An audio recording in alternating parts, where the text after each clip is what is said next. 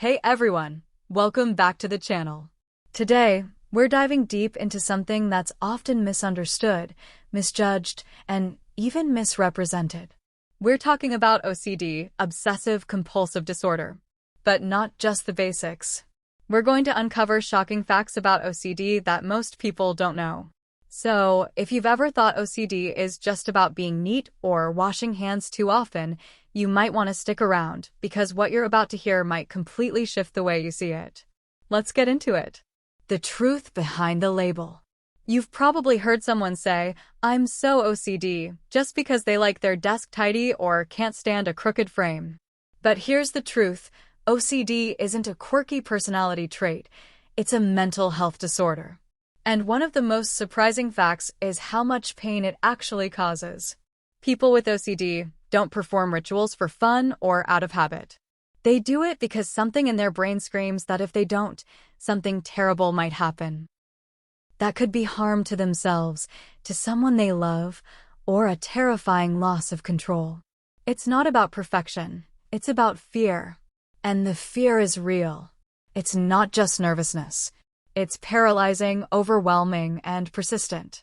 OCD doesn't knock politely. It barges in and takes over your thoughts. Imagine having your brain hijacked by doubts, shame, guilt, and horror.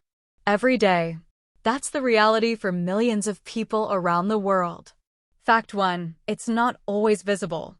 One of the biggest misconceptions is that OCD is easy to spot. You imagine someone repeatedly washing their hands or checking the stove. But one of the most surprising facts? Many people with OCD struggle entirely in their minds. They experience what's called pure O, or primarily obsessional OCD. Their compulsions are mental, like mentally reviewing events, praying, counting, or trying to cancel out a bad thought. From the outside, they may seem calm.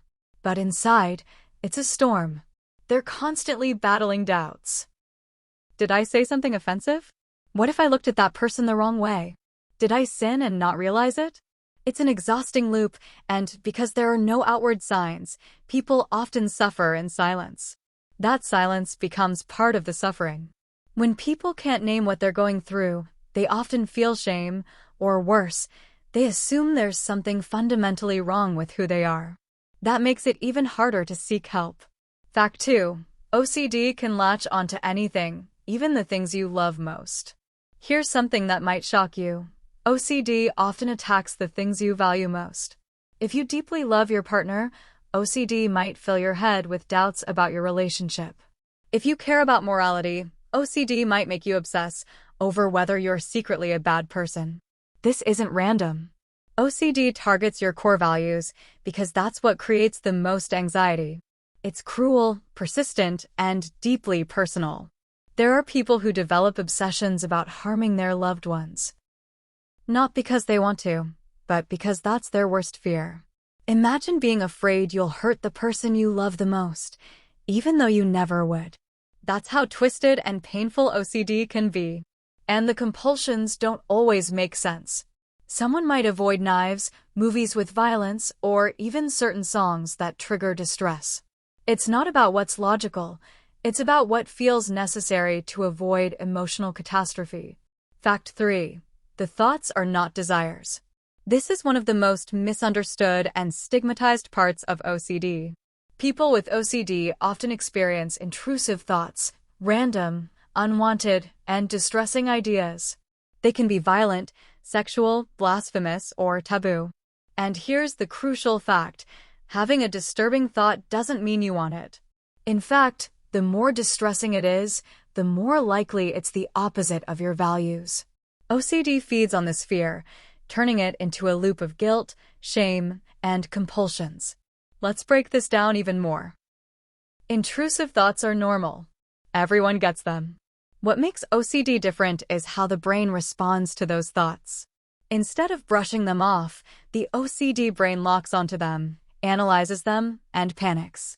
The fear becomes, what if I'm a monster?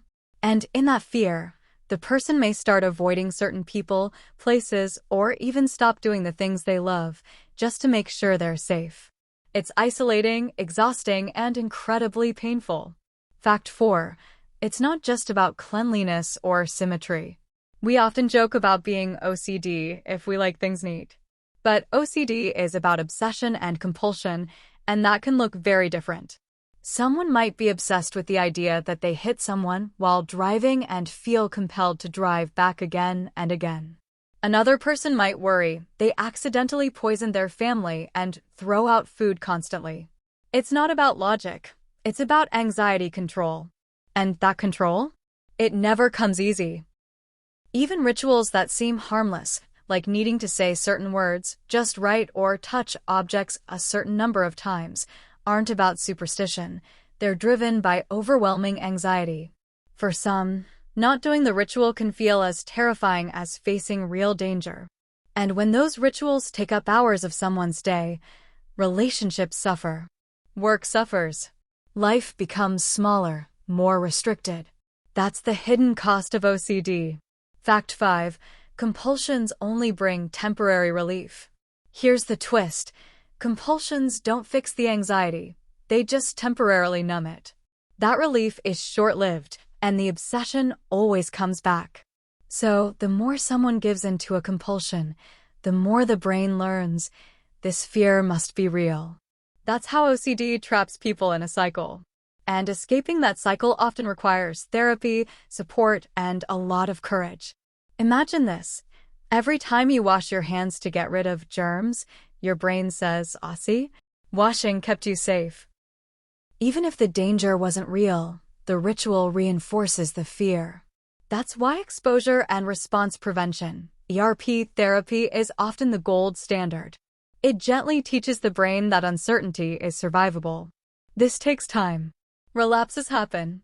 But with the right support, people can retrain their brains. And it's one of the most empowering things someone with OCD can experience. Fact 6. It can affect anyone at any age. OCD doesn't care how old you are. Children as young as 5 have been diagnosed. Teenagers, adults, seniors, anyone can be affected.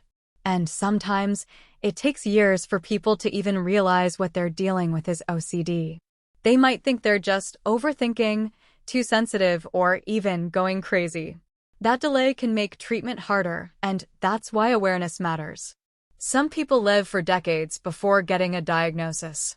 They might jump from one self-help book to another, or see multiple professionals who miss the signs.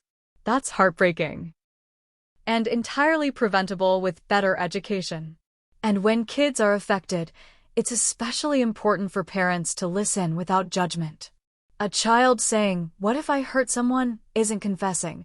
It might be OCD reaching for help. Fact 7. Reassurance can be a compulsion too. Here's a tricky one. Let's say your friend with OCD keeps asking, "Do you think I'm a bad person?" You might think you're helping by saying, "Of course not." But in many cases, that's actually feeding the OCD. The need for reassurance becomes another compulsion, another way to try to make the anxiety go away.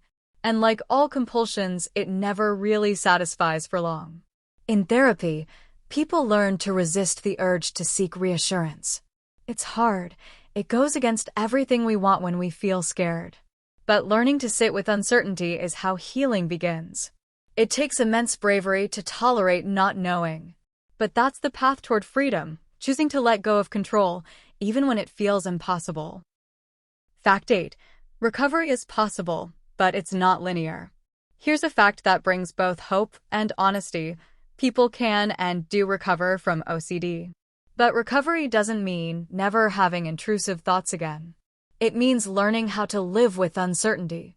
It means accepting discomfort without reacting to it. And that takes time, patience, and sometimes professional help. Recovery often looks like 2 steps forward, 1 step back.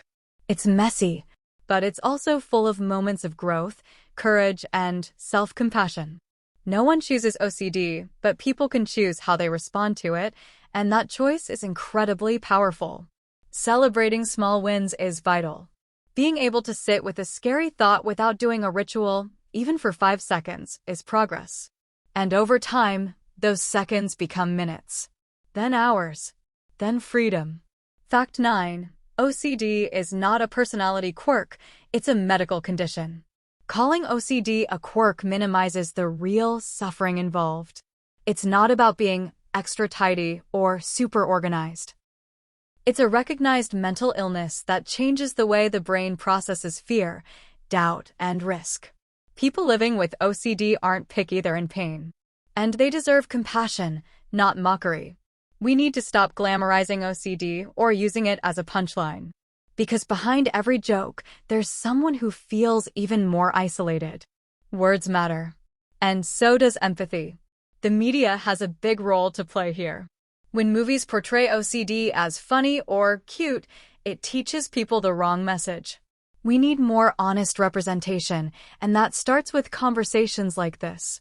Fact 10. The bravest thing you can do is ask for help. Last, but definitely not least, reaching out for help is not a weakness. It's an act of courage. Whether it's through therapy, support groups, or even just talking to someone you trust, acknowledging what you're going through is the first step toward healing. OCD may be persistent, but it is not unbeatable. And help is more available than ever. Online communities, mental health apps, teletherapy, it's all there. Taking that first step might be scary, but it could also be the step that changes everything. You are not broken. You are not alone. And you absolutely deserve to feel peace again. Closing words. So, if you've listened this far, thank you. These are the kinds of facts that don't often make it into casual conversations about mental health, but they need to be heard. Because with better understanding comes better support. And if you or someone you know is struggling with OCD, know this. You're not alone. There is help. There is hope. And you deserve peace. Disclaimer. OCD experience is unique, and only professionals can help you find the right approach for your needs. Thank you for watching until the end. If this content has opened your eyes or touched something personal within you, please know that you are not alone. Many people are silently struggling, and sometimes a single video like this can be the starting point of a big change. If you have a story, a question, or want to share your experience, the comments section is always open. And if you believe this video could help someone around you, don't hesitate to share it. It might just be the thing that saves someone's day. See you in the next video. Take good care of yourself. And remember, you deserve to live in peace, even if your mind feels loud right now. Stay kind, stay curious, and keep going.